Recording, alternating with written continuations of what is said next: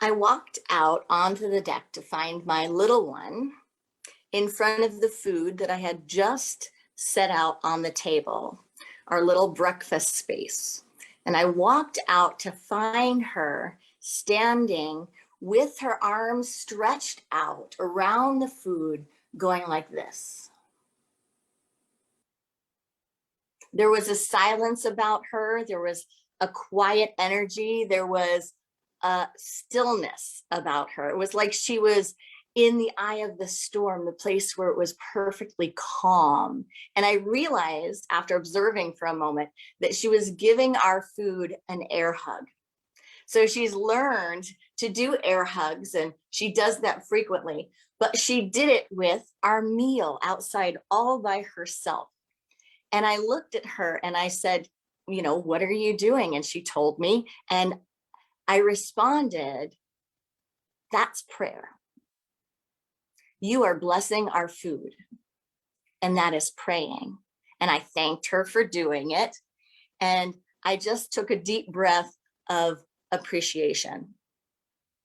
I believe that prayer and blessings are moments of connection, moments of communion, moments where the head and the heart and the experience of communing happens.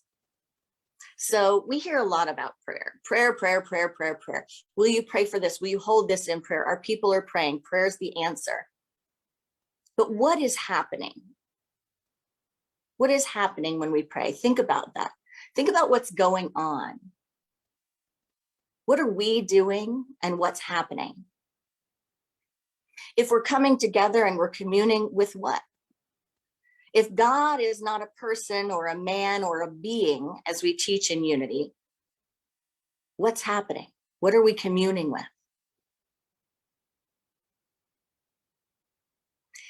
I have supported folks when they are coming into unity and they're struggling with their God concept, and they maybe didn't have one or came from a different tradition where their God concept just fell apart because of an experience they had in life, because of what has unfolded for them, what they have learned or what they have felt.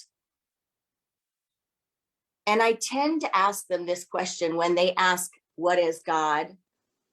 Or they tell me about the God they no longer believe in. I invite them into this practice, into doing some journaling or some meditation and some sitting with this question and the idea, what do you want to believe? What would you love to believe is true? What do you want to believe is true about God? And I have never, ever heard an answer that to me doesn't align with spiritual principle or practice. Usually the answers are things like, I want to believe that God is love, that it's just a field of love, that it's an energy beyond a person, beyond a man, beyond something out in the sky, and that it's everywhere all the time, and that it's here. It's the support, it's this, it's that, and going through experiences. So how about prayer? What do you believe about prayer? What do you believe about prayer? What do you want to believe about prayer? And what do you know for sure about prayer? What do you practice? How do you show up for prayer? I believe that there is room to grow for all of us, to add, to expand, to increase our capacity, to increase our ability. Have you ever thought of such a thing? So often we leave our prayer life to our childhood teachings, and we just keep living that into adulthood without checking in with it again and expanding it, growing it, so that it matches our current understanding, our current consciousness. Can you increase your ability to commune in prayer? Is that possible? We learn about so many other things in life, and we go through school for this and that. We get training on this and that to grow our experiences, but often prayer is just left as is. It's even often untalked about as far as how to or what happens. We say to do it and we say we're doing it, but we don't always take the deep dive. Often it's the prayer from our childhood that looks more like mailing a letter or a wish list or sending a Christmas list out to Santa. And that's not a criticism. I believe that any heartfelt prayer is good and beneficial. But what if we go further? What if we go further? What if prayer is not just a thing you say, but it's a thing you do? It's an experience. Not a thing that you do with your body, but with your heart-mind connection. What if it's an action? What if there is something for us to do when we pray? We don't always connect with prayer as an action. What is mine to do? What is mine to be when I enter into prayer consciousness? We have a tendency as humanity to look at prayer as what is God's to do. But when your God concept expands beyond anthropomorphism and you don't think that there is someone there checking the lists once, twice, and granting requests, how does our prayer life expand too? In New Thought, we talk about affirmative prayer. Affirmative prayer is the idea that God, the grand overall design, the energy, the source, the divine, is a grand yes. That in fact, everything is already given, that in your birth, in your coming into creation, in your conceptual creation in the mind of God, in the mind of the great all, you were given everything you would ever need. Yes, yes, yes. Our idea in unity and in New Thought is also not about changing God. It's not about convincing God. It's not about changing God's mind. Eric Butterworth says this in Practical Metaphysics. He says the metaphysics perspective on prayer is different in that there is no absence of God. Rather, God is present, acting as us. God is present as an allness of which you and I are an eachness. Prayer is conditioning our life with the activity of God. Prayer is conditioning our life with the activity of God. So there's more we're getting at here. What do we think happens? What does it work? Why does it work? What does it mean when we say prayer works? I'm going to share an extended reading from Eric Butterworth in Practical Metaphysics. He says, the creative way to ask for help is to create the condition that makes the results inevitable. This is how to ask for help. We spend so much time in our life in negating consciousness. Prayer is a systematic scientific way of changing your thoughts and getting yourself in tune with the divine flow. There is no way God can answer your prayer without something happening to change your consciousness. As long as you have a negative consciousness, then the switch is off. The responsibility is on you to change your consciousness, but so is the privilege. True scientific prayer is getting into a yes consciousness, but sometimes we focus too much on the problem rather than the solution. Let go of the problem and let God. Prayer as an affirmation of truth is not a supplication, but affirming the truth does not make it true. Hear that again. Affirming the truth does not make it true. Take a deep breath with me. Affirming the truth does not make it true. Either it is real or it isn't. We speak the truth to create the condition in consciousness to make the result inevitable. I had the gift early on in my life to study the work of Larry Dossey. He is an MD who has done deep dive studies into prayer and the efficacy of prayer and how prayer can be used. And he said this, he said, not to employ prayer with my patients was the equivalent of deliberately withholding a potent drug or surgical procedure. So the first step is to have faith. If you're still not sure, if we're still not sure if prayer works, what I do in my life when there is something that I want to have more faith with, I dive into it. I allow my human brain to learn about it. So if it's whether or not there's life after death, I look at life and death experiences. I look at past life experience. I look at beyond life experience. I read about those ideas, those topics. If it's about prayer, read about prayer studies, read about prayer research. If it's about forgiveness, look at the forgiveness institutes. Look at the transformation that happens in people's life, the experiences they're having. But for right now, let's assume for the moment that it does something, that something happens, that we can believe in prayer. It's so important to explore and to contemplate. And some of us were taught not to do that. Some of us were taught when it comes to spirituality, when it comes to God, when it comes to religion, when it comes to the practice, don't ask questions, don't explore. Some people were taught that meditation should be feared, that thinking for yourself can lead you into dark areas. I don't believe that's the case. I believe it's like anything.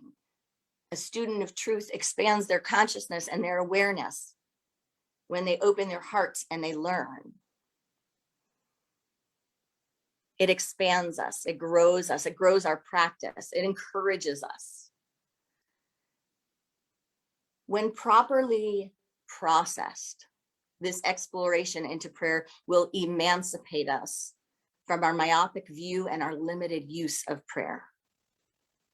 What do I mean by limited use of prayer?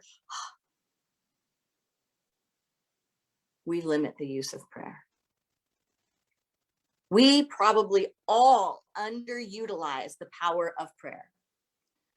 Sometimes people feel guilty if they pray for themselves. Guilty if I ask for prayer when there are bigger things and worse things going on that need prayer. Have you ever felt like that? It's like reaching out to a friend that's going through a horrific time and saying, I'm having a hard time with something. It seems trite and insignificant. I have a friend that's going through immense experiences right now that are challenging. And I remember just not too long ago, she checked in with me and said, how are you doing? And I gave her my response of something that I was going through because she asked, how are you really doing? And at the end I said, but you know, that's nothing. I mean, it's not even something to talk about compared to what you're going through. And she stopped me and she said, no, no, no. There is no comparing in these areas, and it is all here. It is all here to be acknowledged. We don't need to put things higher. We don't need to put things lower. We don't need to say, don't hold that. Don't talk about that. Don't pray about that because it's too small. It's too little. There is no thing too small to pray about. And when we think that, when we have that limited idea, that limited concept that there is, we are selling ourselves short, not just selling ourselves short, selling God short, selling the universe short, the community short. We are missing out on a great divine resource. Do you ever feel it in your being that it's silly or selfish to pray about something small? We'll get back to that in a second. I believe those limiting beliefs lead us to really underutilizing prayer. So if we step into spiritual principle and divine law, newsflash, there is no shortage. No shortage. It's not like gas at a pump that when you use it, it means there's going to be less for someone else to use. That's not how prayer works. I feel like I can know that for sure. Principle is everywhere present. God is everywhere present. It cannot be exhausted. It's omnipresent, it's omnipotent, and it's omniscient. But it's also omnipresence, omnipotence, and omniscience. That means it's not just the thing, it's not just everywhere present, it's not just all knowing, it's not just everywhere, it's not just all wisdom, all power.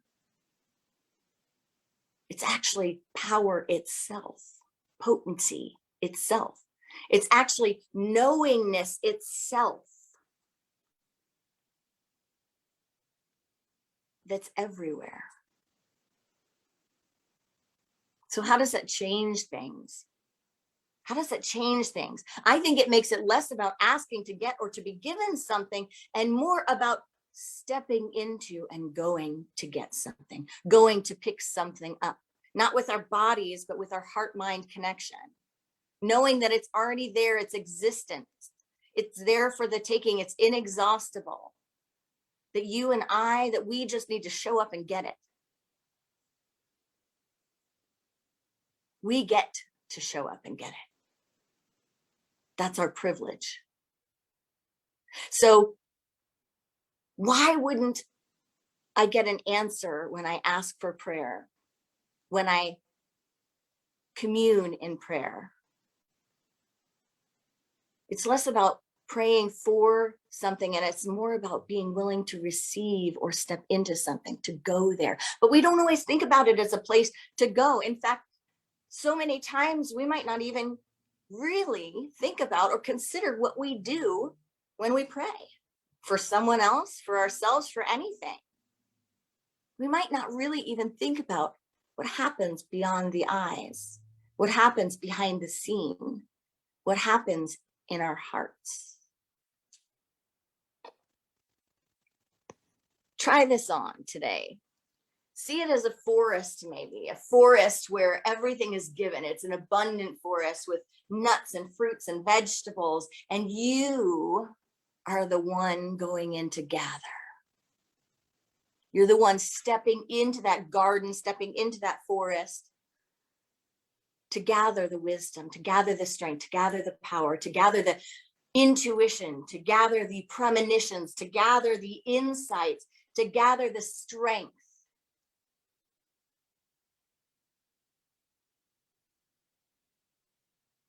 You can also think about it as calling a close friend or meeting up with someone, connecting with someone who knows more than you. Someone who you know your experience has been that when you connect with them, there will be revelation, or there will be release, or there will be wisdom, or there will be insight, or there will be answers, or there will be options. Calling them up and saying, I need to come together. I need a coming together. I need a communion now. And you wouldn't question whether or not wisdom was going to be present, because you know that person, you know that being, you know they are it, they embody it. Take the example of a house. It is interesting owning a house or having a house or living in a place where you don't know how to navigate things or fix things, right? Say you have a bathroom project and you're going, I don't even know what's possible, or what's possible, or what would have to happen for this to happen. Like, you know, could the bathtub be over there? Could the sink be over there? Or does that, you have to tear down walls? And how in the world do you get to the stuff that's under the house? Like, there's nothing under there. How do you do that? Have you ever had something, some practical life thing that you know nothing about? And so to you, it's daunting. To you, it's like, I wouldn't even know where to start, or I don't know how that can happen. And then you watch someone do it, you see someone do it, and you're less in the dark about it. You have more understanding. You see someone that's an expert in the field. You call the plumber, you call the contractor, you call the finance manager, the accountant, you call the person that has expertise in that area, and you listen and you come together and you commune. And you trust and you know in that experience that there will be the answers. That when it's you alone, you may not be able to do something. But then when you join together with an expert, you have more than enough intelligence, insight, knowing whatever it is needed. What if prayer works the same way? What if prayer is about going somewhere in their mind, just like meeting with that great friend or meeting with the expert, knowing, this is the expert. It's their jam to know this stuff. I can set aside my anxiety. I can set aside my inability to understand something because I am getting together with someone that it is their jam to do this. Take that into prayer. Take that idea, that concept into our prayer lives, and they will be transformed. That I am actually meeting up in consciousness in this field. For those of you that are visual learners, think of it as a field. You know, I'm entering into an actual literal field, a green field, and I'm meeting up with whatever it is that is needed. I don't even need to know what is needed because sometimes I can't even know what's needed.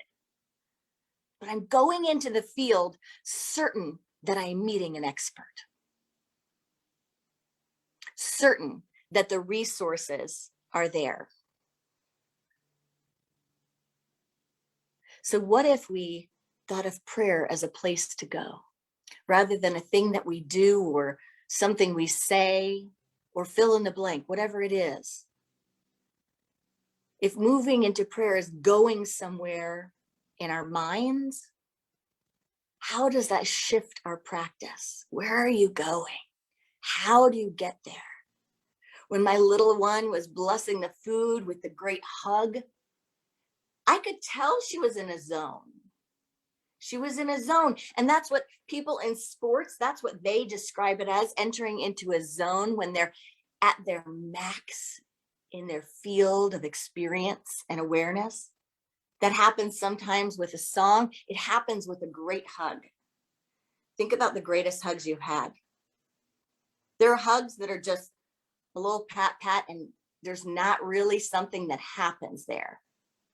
And then there are hugs that are full-bodied experiences as far as the feeling, the transfer, the communion that happens. Prayer is the same way. There are prayers that are just like a little pat, pat. Pat, pat, did something happen? Did something even happen?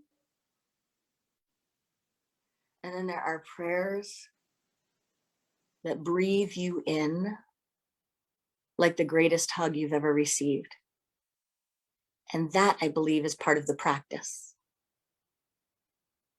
It's about closing our eyes, getting centered, and breathing into that space. In scripture, it can be referred to as climbing to the top of a mountain.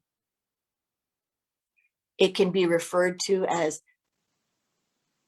the idea of putting an offering on an altar, of closing the outer doors and opening the inner awareness. I believe it's more like meeting up with someone of excellence, of wisdom, of power, beyond anything our human minds could imagine, beyond any limits that we experience in our humanity, and going to that field.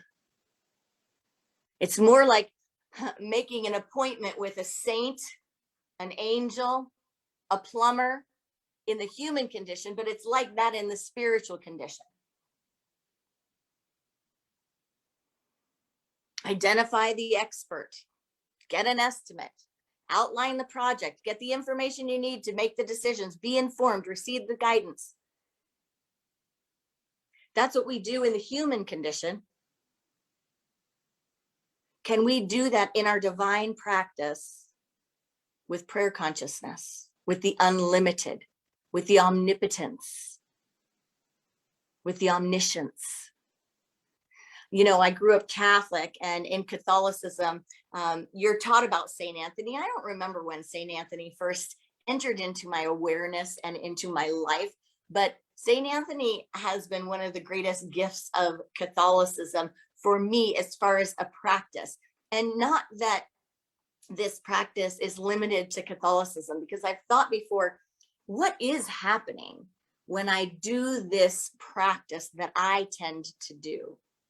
And if you know anything about Saint Anthony, you know Saint Anthony is the finder of lost things. So you can imagine that I have had a history of losing things. That's why we have such a great relationship, Saint Anthony and I. But I have wondered, with my unity knowledge, with my new thought ideas, what is happening? And the last time, not the last time, but the time before the last time, when I did my practice around my prayer for lost things, and these are often little things, not always, but often little things that other people might feel too guilty to pray about, might be just so trite or so little. Why would you bother God with that? But in Catholicism, you've got a saint for everything. It's like you've got a whole lineup. You've got a Brady Bunch screen of like, you got a saint for that. You got a saint for that. If this is what's going on, plant this saint in your yard. If you want to sell your house, do this. If somebody's having a baby, do that. If you're moving, do that. And so you're taught to utilize this activity of the saints. But the last experiences I've had, I have stood there in the midst of receiving, because it's a pretty deep experience to enter into a consciousness, to enter into a prayer, and to really see the results of that prayer, to really see the results, tangible results.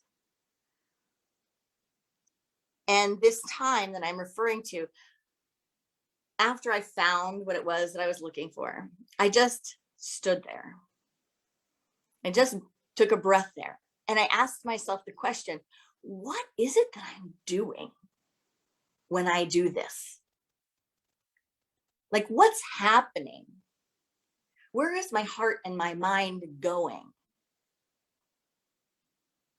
And I realized, and this is not, you know, defining things or saying this is how the universe works or anything like this. This is just me processing my experience. And I realized what I am doing is I am meeting up with what in my childhood and my upbringing was named Saint Anthony. But what I know in consciousness is the field where nothing is lost. That idea that nothing is lost in the mind of God. And what I actually do when I really look at that, and I've done it for other people, like, and I tell people, like, when this happens, just don't do nothing. Do this. But when I do it, it's like I bring my entire self closer. I come closer, I come closer, I come closer. And then I pause there and I enter into the space that is created. The space where it is existent. The answer, the finding, the intelligent, the insight, the guidance. And I just step into it and I commune there for a moment. I commune there. I rest there.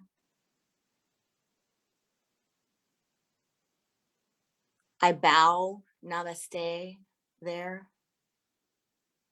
And when I step out of there, I know that I'm going to see it. I know it's going to come. I know that it has transformed my eyes, my awareness, and there's no need to worry. There's no need to wonder. There's no need to exert extra effort. I just know it's unfolding. It's like meeting with the plumber and going, I know the estimate's coming. that's going to say, this is how we are going to do this. This is one option. Here you go. The expert has been called. Stepping into the place where I know. I don't question if it'll work. If it ever didn't work, I would feel pretty confident to say it's actually impossible for it to have worked. Like that statement from Eric Butterworth, it's not that affirming truth makes it true. It is or it isn't. If it can be found, it happens.